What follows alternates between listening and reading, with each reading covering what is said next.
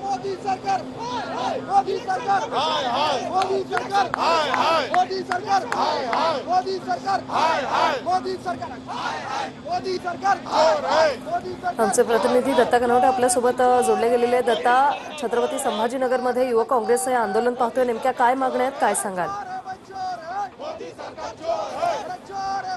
नक्कीच वृषाली, आपण बघू शकताय की छत्रपती संभाजीनगर शहरातल्या मुख्य रेल्वे स्थानकावरती काँग्रेसचे कार्यकर्ते या ठिकाणी रेल्वे रुळावरती उतरल्याचं पाहायला मिळतंय। रेल्वेवरती सुद्धा हे कार्यकर्ते चढलेले आहेत।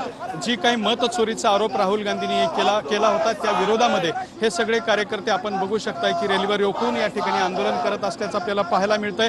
या कार्यकर्त्यांच्या हातात बॅनर सुद्धा आहेत ज्यामध्ये वोट चोरी असा उल्लेख केलेला आहे। भारतीय जनता पार्टी सरकार संविधान बचाव अशा स्वरूपाचे हे सगळ्यांचे बॅनरवरती उल्लेख असल्याचं आपल्याला पाहायला मिळतंय। अनेक आक्रमक आंदोलन जे आहे ते नॅशनल युथ काँग्रेसच्या वतीने या ठिकाणी सुरू असल्याचं आपल्याला पाहायला मिळतंय। काही कार्यकर्त्यांसोबत आपण बोलणार आहोत। काय भूमिका आहे, तुम्ही आज रेल्वे रोको करून आंदोलन करताय?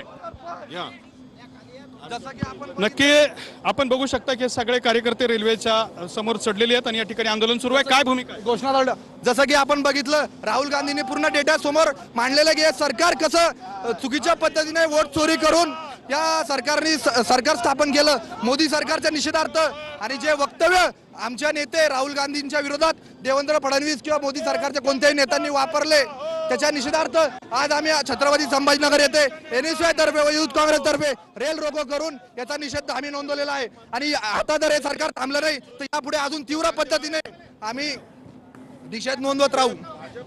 अशा पद्धतीने तीव्र निषेध नोंदवत राहू असं सांगतायत। मात्र या ठिकाणी रेल्वे पोलीसचे कर्मचारी आले आहेत, ते सुद्धा या कार्यकर्त्याला बाजूला काढत असताना आपल्याला पाहायला मिळत आहेत। मात्र निश्चित धन्यवाद दत्ता, तुम्ही दिलेल्या या माहितीसाठी।